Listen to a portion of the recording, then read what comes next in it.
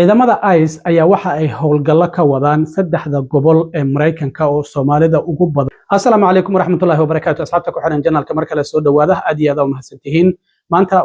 ay degan yihiin waa inagii ogeyn in magaalooyinka mataanaha ee St. Paul iyo Minneapolis toddobaadkii saddexaad ciidamada ICE howlgallo ay leeyihiin dadka dambiilayaasha iyo kuwa sharci darrada ayaan ku qabqabanayna inay ka wadeen 4 maalmood ka hor magaalada Columbus, Ohio oo ah magaalada labaad ee Soomaalida ugu badan ay degan yihiin wadankan Mareykanka in 4 maalmood ka hor howlgal waliba mid bartilmaameed ah oo dadka guryahooda loogu tagayo in ay ka bilaabeen iyo waliba goobahooda ganacsiga. waxaan sidoo kale arintaasi wax ka weydiiyay Maxamed Faarax oo arrimaha bulshada u dhaqdhaqaaqa. sidoo kalena waxaa jira wiil Soomaaliyeed oo isaguna wadanka sharci darro ku soo galay oo walaalkii oo soo damiintay shalay gurigiisa inta la tagay oo la weydiiyay sawirkiisa iyo magaciisa iyadoo la wato la geeyay ama ciidamada ICE ay tageen isla markaana walaalkii ay weydiiyeen ay yiraahdeen ninkan ayaan raadinaynaa isaguna uu yiri ma garanayo maadaama uu isagu soo damiintay laakiin ciidamo ilaa iyo 12 oo ICE ayaa gurigiisa tagay isagana waan wareystay.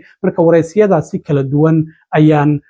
muuqaalkan aan idinku la wadaagaya balse marka hore soo dhawaada. cumrada sanadkan Salaama Group waxay idin haysaa adeegyo cusub waxaan ku hormarinayaa wiilka wadanka isagu sharci darrada ku soo galay oo shalay guriga walaalkii ciidamada ICE iyagoo raadinaya ay tageen sawirkiisa magaciisana iyagoo wato. Cabdikariin ayaa la yiraahdaa. Cabdikariin ayaan wareysiga ku hormarinayaa waana kan Cabdikariin oo aan wax ka weydiiyay bal sida shalay wax u dhaceen markii guriga walaalkii la tagay iyadoo la raadinayo.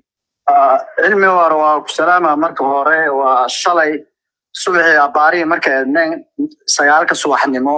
waxa ay soo wacay yar ila dhashay oo magaalada dhinaca ka degan Nashville, Tennessee. waa gartay.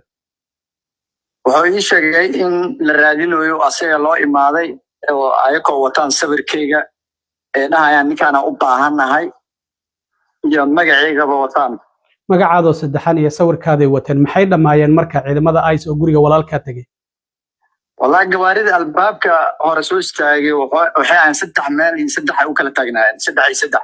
ragana 12 gaarayeen jawaarid saarnaa. marka albaabka markii ay garaaceen oo laga furay maxay weydiiyeen yaasa ka furay? marka hore waa qof kala ka furay laakiin asaa loo soo kacay oo uu maaday wuxuu dhaa maxaa rabtiin markaas waxay dhaheen qofkaan sawirkiisa tuseen qofkaana u baahan Cabdikariin marka wuxuu dhaa Cabdikariin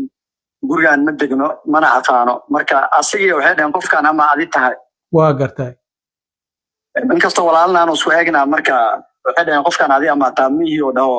sharcigiisa wixii soo tusay marka waa ka tageen adi. marka adiguna addresskaas kuma qornay laakiin walaalka isaga ayaa ku soo damiintay miya markii wadanka aad soo galaysay? asaga ay soo damiinto guri kale oo degnay address ma wada ahay laakiin ma degnino xaafad kale aan iska degnaa oo qaraabada leh. waa gartay. marka adigu goorma wadanka soo gashay? ani 2021 soo galay March bisha 3 2021. waa gartay. marka maxkamad iyo wax ma martay kiiskaadu xaguu maraya? maxkamad waxaa maray isla meeshii inaan soo baxo horta waa ii diideen hataa adiga bond inaan kusoo baxo waa ii diideen oo lawyer Cabdiwaahid la Minneapolis loo qabsaday boonkii diideen abiil oo ii qaaday abiilkii hadana soo diideen bond inaan kusoo baxo.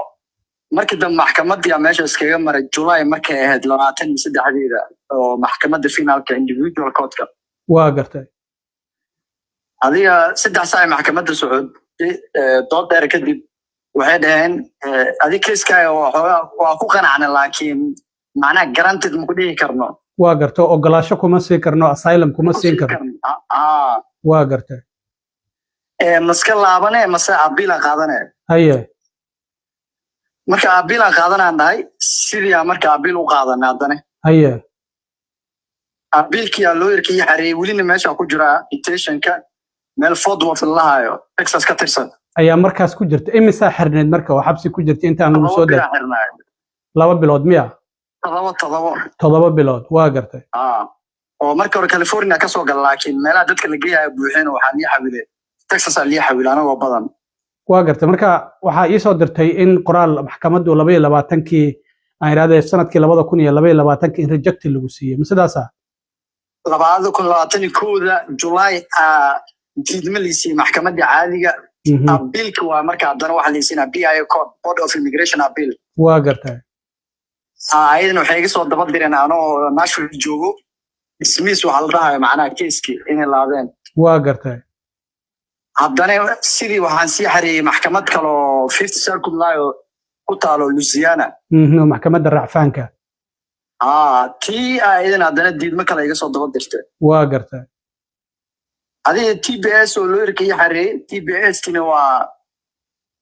waxyaabo ii dirdireen adiga sanad ka bacdi haddana waxay soo dhaheen waddanka weli ma joogtaa waan joogaa caddeyn maxaa caddeema waxaan kasoo diyaarsaday Somali community masaajidka mayorka magaalada oo yar Soomaali la shaqeynaayo oo warqad caddeyn inaa macnaha magaalada joogo iyo yarkii la dhasho warqad samay inaa asaga la noolahay oo wax kasto asi profit gareenayo waa gartay marka ma la dhihi karaa waraaqdaasi uu ku qoray darteed ayaa asaga maadaama uu yahay qof waddanka sharci ku leh oo markuu guurana la ogaan karo sidaas darteed ayaa lagu soo raadiyo hadda waxay rabeen inay ku qabtaan iyo ku masaafuriyaan saasna waa la dhihi karaa labo waxaa la dhihi karaa oo kale aniga tikidaba ii goonaa marka hore oo isbuuc ka hor aan goosto oo xamar inaan ka degaanaa warrabo oo baasaboor Soomaaliya haystay January 16 Chicago to Ethiopia to xamar tikid aan goostay marka ma self deport isku sameey rabto adiga ma iska isku masaafuri rabay aniga kaliya raba inaan musaafuriyo waayo aabkii waxaas dhaama lagu xiraaho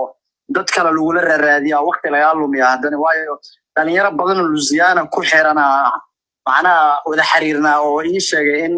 8 bil dadka qaar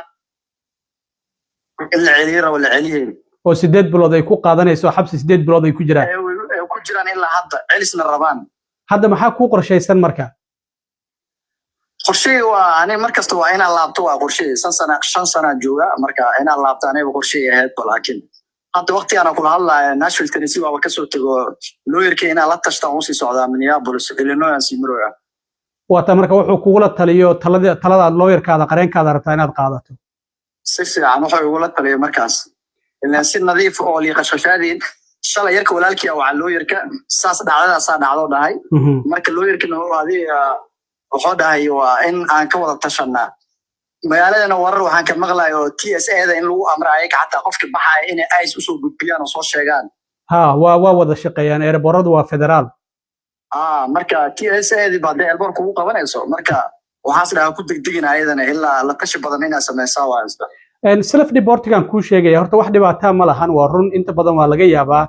in qofku hadda self deport abka markuu isku sameynayo lama xirayo qofku abkaasuu buuxinayaa informationkiisa markuu buuxiyo kadib asaga dooranaya waqtiga uu baxayo waa airportka lagu hubinayaa inuu ka baxay tikidkana waa loo jarayaa diyaarad ayaa la saaraya laakiin waxaan kula talinayaa xitaa inaad sidaas samayso haddii intii aad kaliga iska bixi lahayd haddii aad kaliga inaad baxdo aad go'aansato wax markaasi marka lagu qabanayo laakiin haddii aad ice marto oo tiraado aniga ayaa ismasaafurinaya wasaaradda amniga gudaha ay ka war hayso waxaan filayaa markaasi inay ku fududaanayso oo ay ka fududahay in adigu kaliga aad tiraado waan baxayaa adigoona dawladda ogeysiinin daas waa hadda uu socdaba lawyerka waayo 5 sano wax badan oo iga caawiyo lawyerka Cabdiwaahid marka daas waa asaga la tashi badan oo la sameeyay mid kale shalay dhalinyaro kale oo ay soo waceen jireen magaaladeena oo guryaha lagu gargaraacay yar albaabka ka furaa jiray magaciisa waxay dhaheen Saciid raadinona laakiin asaga wuxuu u sheegay in aan Saciid la dhihin oo Maxamed la dhaho yar kalena adii waa soo waceen oo balan ay u dhigeen oo inuu u imaado laakiin balanti muusan tagin waxaan maqlay xitaa dad intay balamiyeen ee balanti markay tageen qabteen oo xireen waa magaaladeena oo balan u dhigeena jirto maalin oo balan laha waa tagi balanti markuu tagay haddana waxay dhaheen biri meel hebel balan ku leedahay maalintii labaad markuu tagana waa xireen magaalo oo Cooksville wuxuu ku xirnaa 3 maalin kadibna Louisiana u gudbiyeen oo hadda Louisiana uu ku xiran yahay waa tahay Cabdikariin aad iyo aad u mahadsantahay waa kaaga mahad celinaya waraysiga dhinaca kale magaalada Columbus Ohio oo magaalada labaad ee Soomaalida ugu badan Mareykanka ay degan yihiin ciidamada ICE ayaa waxa ay howlgal ka bilaabeen Arbacadii la soo dhaafay maalintii afraad ayay howlgal ka wadaan howlgalkan waa mid targeted ah oo dadka sawiradooda iyo magacyadooda ay wataan iyo adreesyadooda mararka qaarna waliba teleefanadooda dadkaasi la tracking gareynayo oo halka ay joogaan loogu tagi karo dad Soomaali ah ayaa la qabtay marka bulshada Soomaalidana qalqal weyn ayaa ka jira haddaba Maxamed Faarax oo isagu arrimaha bulshada u dhaqdhaqaaqa kuna sugan magaalada Columbus Ohio ayaan wax ka weydiiyay bal howlgalkan ilaa iyo hadda haddii ay jiraan dad Soomaali ah gaar ahaan dhalinyarada waddanka sharci darrada ku soo gashay oo la qabtay. Bal Maxamed, warbixin kooban bal naga sii Columbus, Ohio, maxaa ka jira ilaa iyo hadda ilaa iyo 4 maalmood ee la soo dhaafay? cilmi walaal aad iyo aad u mahadsan tahay. ICE maalintii Arbacada ayay nagu bilaabeen inay Columbus operation ka bilaabaan. maanta ku 4 ayay wadaan. waxaad u malaysaa in dadka ay u diiwaan gelisan yihiin ee list wataan. dadka guryaha degan yihiin ay tagayeen xaafadaha Soomaalida, ganacsatada Soomaalida meelaha ay joogaan iyo dadka meesha u badan yihiin iyo masaajidadaba. marka dadkay qabanayaan kaliya darbi kabood ma ahan. waxay kaloo ku darayaan dad Soomaaliya oo green card haysto oo sharciga ka halaabay ayadana way ku dareen. hal wiil ayaan haynaa halkaas case, laakiin dadka badan soo faaray qabteen waxay u badan yihiin dhalinyarada darbi kaboodka. marka dhalinyaradaasi la qabtay wax tira oo aad ka haysa ma jirta hadda 4 maalmood ee la soo dhaafay? aniga iyo dhowr dhalinyaro oo community u dhaqaaqo waxaan aruurinay maalmahan 4 la soo dhaafay aruurinay xogta meeqa qof. tiradan hadda hayno soo far waa ilaa 18 qof oo dadkooda intana soo waceen dhahay ana qof baa laga qabtay. marka 18 ayaan maanta oo sabti aan haynaa. Maxamed, marka dadka guryahooda ma loogu tagayaa, goobaha shaqada ma loogu tagayaa, wadada dadka maraya ma la istaajinayaa, howlgalku waa sidee? guryahooda loogu tagayaa, xaafadaha Soomaalida ee degan yihiin banaankooda barkin dhiganayaan. jidadkii Soomaalida u badan sida Morris iyo Cleveland iyo Ennis, goobaha ganacsiga Soomaalida loogu tagayaa. xataa masaajidka shalay masaajid salaad subax wiil u lugeynayay oo xaafadiisa masaajidka ka soo horjeeda deganaa asoo lugeynaya ay istaajiyeen. waxayna u muuqataa inay tracking ku sameynayeen telefonkiisa. tracking waxay kaloo ku subinayaan bileetyaasha gaariga. marka meel walba loogama baxsanayo. moolasha waaweyn way tageen, mool Soomaaliya tageen, Morris shopping center shalay oo Morris ku yaalo baarka ka dhigteen. ninkii lahaa ayaa u wacay booliiska wuxuu ku yiri ma raba dadkan haliga kaxeeyo waan laga buriyay. marka meel looga baxsanayo mala magaalada Columbus meel walba waa taagan yihiin. istiga westiga north south ka wad. Maxamed, maayarka magaalada Columbus, Ohio oo dimuqraadiya waa uu ka hadlay, waan arkayay. bal bulshadiina Soomaalida maadaama aad adigu arrimaha bulshada dadka u dhaqaaqay oo dhalinyarada aad ka mid tahay, Soomaalidu ma isku timid arrintan ma ka hadleen, sidee wax looga qabanayaa, ma jireen wax kulan oo dhacay? xalay waxa arkayay hoteelka ay degan yihiin ciidamada ICE in la tagay oo hoonka lagu yeerinayo lagu buuqayay sida ay Minnesota ka dhacaysay iyo gobollo kale. marka bulshadu maxaa dhaqdhaqaaqahay wada? horta bulshada waa Allah qarasiga qaarkood dhaqdhaqaaq way wadaan, laakiin sida Minneapolis oo kale weli ma nihin oo aad u baahan weyn sida fiican ay isku abaabuleen. laakiin kulan waa dhacay isla habeenkii Arbacadaba khamiistiiba waa dhacay kulan oo xildhibaan Ismaaciil iyo Muniire iyo madaxda xildhibaanada qaranka doortay qabteen kula hadleen jaaliyadda, warbaahinta iyo dadka u olay xuquuqul insaanka. sidoo kale shalay jaaliyadda waxay tageen shir looga wacay magaalada Columbus oo maayarka Andrew Ginther u wacay. gudoomiye Xasan Cumar ka qayb galay asagana iyo activistiyaal Soomaaliya. marka waa jira kulamo noocaas oo kala, laakiin waxaa xusid mudan maayarka iyo police chiefka waxay lama shaqeynayno ICE operationka ee Columbus ka qabanayna ma hor istaagi karno, wax kama qaban karno. waa hay'ad federaala oo xaq u leh waxay qabanaysaa inay qabato, laakiin waxay lama shaqeynayno, resource ma siinayno, mana caawinayno. Maxamed, aad iyo aad u mahadsan tahay. Maxamed Faarax oo arrimaha bulshada u dhaqdhaqaaqa Columbus, Ohio ku sugan, igana warbixinayay howlgallada ciidamada ICE ay maalintii 4aad ka wadaan magaalada Columbus, Ohio ee gobolkaasi waa gobolka labaad oo Soomaalida ugu badan ay degan tahay. waa mahadsan tahay Maxamed. dhinaca kale magaalada Minneapolis maanta waxaa ka dhacay mudaharaad aad u ballaaran, kaasi oo qaybaha kala duwan ee dadka jinsiyadaha kala duwan leh ee degan magaalada Minneapolis ay ka soo qayb galeen. xitaa dadka waddankan loogu yimid ee indigenous-ka la yiraahdo oo asal ahaan Mareykanka loogu yimid oo dharkooda hidaha iyo dhaqanka ku lebisan ayaa ka qayb galaya. halku dhigyo fara badan ayay wateen oo ay ka mid ahaayeen Soomaalidu waxay Minnesota ka dhigeen mid wanaagsan. Somalis make Minneapolis great. Halku dhigii Trump oo ahaa make America great again ayay ka soo qaateen. Sidoo kalena waxaa jirtay in dadkaasi ay lug ku mareen wadada Lake Street oo ganacsiyada ugu badan ee Soomaalida ay ku yaalaan. Bloomington ayaa laga soo bilaabay ilaa iyo waxa lagu tagay suuqa Carmelo oo suuqa ugu weyn oo Soomaalidu ay ku leedahay Minneapolis. Haddaba arrintaasi waxaan wax ka weydiiyay Liban Show oo ka mid ahaa wariyaashii duubayay lana socday dadka mudaharaadkaasi sameynayay. Liban marka hore waxaan weydiiyay mudaharaadkan yaa soo qaban qaabiyay halkuusa ka soo bilowday halkuusa ku dhamaaday. Waa kan Liban oo wareysigaasi aan la yeeshay. waad mahadsan tahay cilmi mudaharaadkan waxaa soo qaban qaabiyey sida aan wararka aan ku helay hay'ado kala duwan oo runtii u shaqeeya qaxootiga waxaana isugu soo baxay dadyow lagu qiyaaso kumanaan iyo boqolaalba ayaa isugu soo baxay ujeedada runtii mudaharaadkan waxa uu salka ku hayay sida aad la socotid ICE oo baryahan dalka Mareykanka gaar ahaan gobolka Minnesota si jaaliyadda Soomaalida ay target ugu haysay si ayaguna garab istaag loo siiyo borar ay wateen dadka mudaharaadayay ayaa waxaa ku qornaa ICE waa inay ka baxaan magaalada Minneapolis gobolka Minnesota mudaharaadkii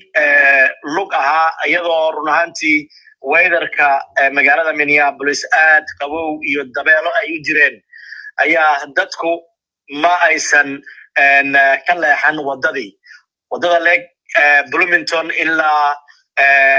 meesha suuqa Soomaalida run ahaantii waad garanaysaa cilmiyow waa masaafo aad u dheer oo runtii ay qaadatay 2 saacadood lug ah dadku qabowgaasi ayay ku lugeynayeen waxaana lagu soo dhameeyay mudaharaadkii suuqa Soomaalida ee Carmelo waxaan arkayay halku dhigyada ay dadku wateen waliba qaybaha kala duwan isugu jira xitaa dadka wadankan loogu yimid oo indigenous kala yiraahdo xitaa dharkii dhaqankooda iyagoo ku libisan ay wateen in halku dhigyada ay kamid ahaayeen Somalis make Minneapolis great oo Minneapolis Soomaalidu mid wanaagsan ay ka dhigeen markii la tagay suuqa Carmelo oo dadkii halkaasi ay isugu tageen sidee bulshada oo Carmelo ku ganacsata ay dadkaasi ICE inay ka baxdo Minneapolis ku mudaharaadaya Soomaalidana ku taageeraya ay u soo dhaweeyeen dadka mudaharaadka sameynay run ahaantii goobta markii la soo gaaray ilbaabka nafaafka hore suuqa Soomaalida ee Carmelo Mall ayaa waxaa soo buuxiya dhaafay ganacsatadii jaaliyadii ayagoo runtii borar iyo calamo iyo calanka Soomaaliya xataa ay wateen ayaa soo dhaweeyay dadyowgii farax badnaa halkaasi mudaharaadku ku yimid ilbaabka ayaa loo wada furay gudaha ayay soo galeen maadaama ayagu aad u soo qaboobeen isla markiiba waxay kala hor yimaadeen mid walba shaah inay mataqaana ay gacanta u geliyaan kuleel badan marka dadku aad bay runtii ugu faraxsanaayeen ganacsigii Soomaalida waxaad moodaa in maanta zaxmo u ahaa waxaana zaxmo ka dhigay dadyowga deriska ah ka soo qayb galay mudaharaadkani qaar aan weydiiyey cilmi ayaa ii sheegay sida ugu faraxsan yihiin iyo weliba qaar ii sheegay inay moolkan markii ugu horeysay ay yimaadaan oo ay ii sheegeen inay Soomaalidu ay jecel yihiin oo ay dad fiican ay yihiin raashinkooduna aan jecelnahay waana garab istaagaynaa sababta maanta halka aan ugu soo ekaysinay mudaharaadkeeni inaan Soomaalida ganacsigooda uusan xirmi karin oo runtii aan u noqono gaashaan si ay dukaamadooda iyo ganacsigooduna ay hore u furtaan sambuuskiina ma lagu soo dhaweeyay dadka cadaanka sambuus ayaa lagu soo dhaweeyay waxaan arkayay hooyo runtii maqaayad ku leh meeshaasi ayaa waxay u diyaarisay saxuun ay ku soo gurtay bariis iyo chicken kuleelka badan dadkan runtii ayagu waxay ma filaynin run ahaantii lama filaankan oo raashin freega ah iyo sambuuska iyo shaaga laga hor keenayo laakiin waxay ayagu rabeen inay ayagu iibsadaan laakiin Soomaalidiba ayaa u garatay in maaragtay ay free ay ku siiyaan raashinkii sambuuskii runtii aad bayna runtii ula dhaceen dad yowga Soomaalida aan ahayn maanta ku sugnaa suuqa Soomaalida runtii dhinaca kale marka aad ka fiirisid maanta toddobaadadii la soo dhaafay sida la socotay cilmiyow suuqa Soomaalidu iska dansanaa laakiin maanta meel la kala istaaga ma lahayn idaacadaha meeshay buuxeen dhalinyarada runtii meelo badan ayaa la furay goobihii timajariyaasha meel walba maanta dib ayaa loo furay ganacsiguna si xad dhaaf ayuu ahaa aad iyo aad u mahadsantahay liban waan kaaga mahad celinayaa kaas waxa uu ahaa liban oo liban show caan ku ah wariyaasha madaxa bannaan ee ku sugan magaalada Minneapolis ee gobolka Minnesota isla markaana maanta si toos ah u tabinayay markii mudaharaadkaasi ICE lagu dalbanayay inay isaga baxaan Minneapolis iyo St. Paul isla markaana Soomaalida garab istaag loogu muujinayay markii uu socday oo si toos ah bartiisa Facebook oo dadka uu uga baahinayay isla markaana ay uga daawanayeen liban waa kaaga mahad celinayaa waraysiga sidoo kale aad mahadsan thank you aad iyo aad u mahadsantiin asxaabta intaan mar kale kulmi doono ka saaxiibkiin cilmi waaro idin la sida iyo nabadgelyo kamid adeegyadaas kow hoteello u dhow labada xaram ee Makka iyo Madiina loogana lugeyn karo xilliyada salaada labo gaadiid aad ku soo booqan doonto goobaha muqaddaska ah ee lagu xusayo taariikhda islaamka saddex baridda qaabka loo guto acmaasha cumrada afar cumreynta waalidka ama walaalka oo geeriyooday ama aan awoodin shan haddii aad tahay qof qaba baahi khaas ah xagga caafimaadka waxaan ka caawin doonaa gudashada acmaasha haddaba ku soo dhawow qiimo jaban oo ku raali gelin doona wixii faahfaahintaasi dheer fadlan waa WhatsApp number eber 9645459287 mahadsanidin waalidiinta Soomaaliyeed ee jecel waxbarashada waxa la ogeysiinayaa looguna bishaaraynayaa in maxadka waxbarashada ee Somali Islamic Online uu ku hayo barnaamij waxbarasho diimeed ah oo ka caawinaya in adiga iyo ilmahaaguba aad si fudud u barataan quraanka iyo culumta shareecada maadooyinka dugsiga laga baranayna waxa ka mid ah quraanka hikaada ahadiista ducooyinka tarbiyada asaasiga ah ee ilmaha tafsiir iyo qaybaha kale ee culumta shareecada qaabka waxbarashada dugsigaarina waa hab online ah oo waxbarashada aad ku qaadanaysan waxaad kala xiriiri kartaa gmail-ka iyo lambarada shaashada kaaga muuqda